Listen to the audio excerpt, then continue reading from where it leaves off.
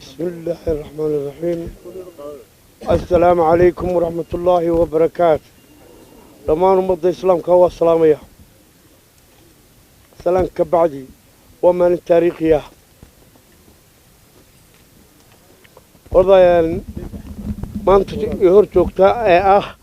بقرده iyo salaadiinta iyo uqaasha xildhibaanada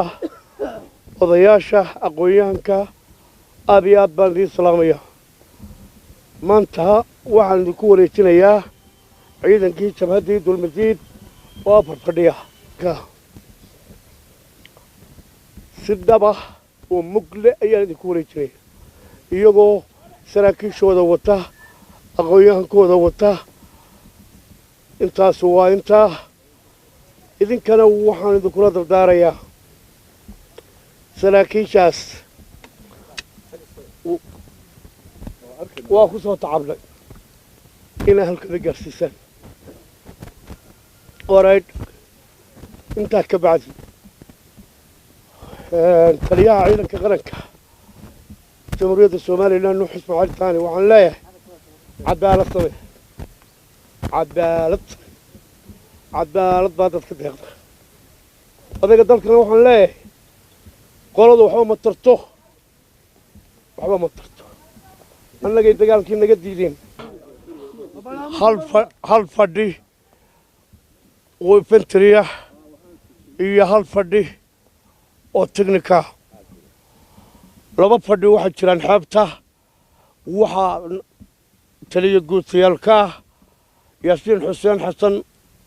gaashaan la dhexe mutaystay iyo cumar jimcaale diriir oo isna gaashaan la dhexe mutaysto laba guuto xeebaha jooga meesha la yidhaaho shumux iyo meesha la yidhaaho cilaamati waxaa jira urur bohol joogay wuxuu soo gelayaa caawa meesha la yidhaaho ceelabaan isagana indhihiina ku arki doontaan haddii aan la yidhaaho tirada ciidankaasi waa 800 oo infantry iyo 100 technical saar 900 intaasaan maanta idinku wareejinayaa aad iyo aad baa mahadsantihiin nabad baa ka shaqayseen laakiin ku wada halkeedana gaarsiiye assalaamu calaykum معروف construction real estate معروف construction baa dhismaha kala duwan ee bilan wanaag kugu kaafido kreenta guryaha u wacan معروف construction waxay xarunta weyn ku leedahay magaalada Ceergaabo waxaadna ka helaysaa dhisida dhismayaasha fooqyada bangalooyinka guryaha kooban iyo dhismayaasha ganacsiga nooc kasta yihiin waxayna kugu nashqadaynaysaa kuguna dhisaysaa hababkii ugu dambeeyay ee casriga معروف construction real estate waxaad sidoo kale ka helaysaa kreenta guryaha goobaha ganacsiga iyo wixii la sidoo kale waxaad halkaasi ka helaysaa injineer qaabilsan la talinta dhismayaasha aan idin tilmaamay معروف construction real estate waxay ku taalaa dhinaca galbeed ee aflax supermarket ama ka soo horjeedka maqaaxida shaxan wixii intaasi dheer ee faahfaahin fadlan kala xiriir lambarada shaashada ka muuqda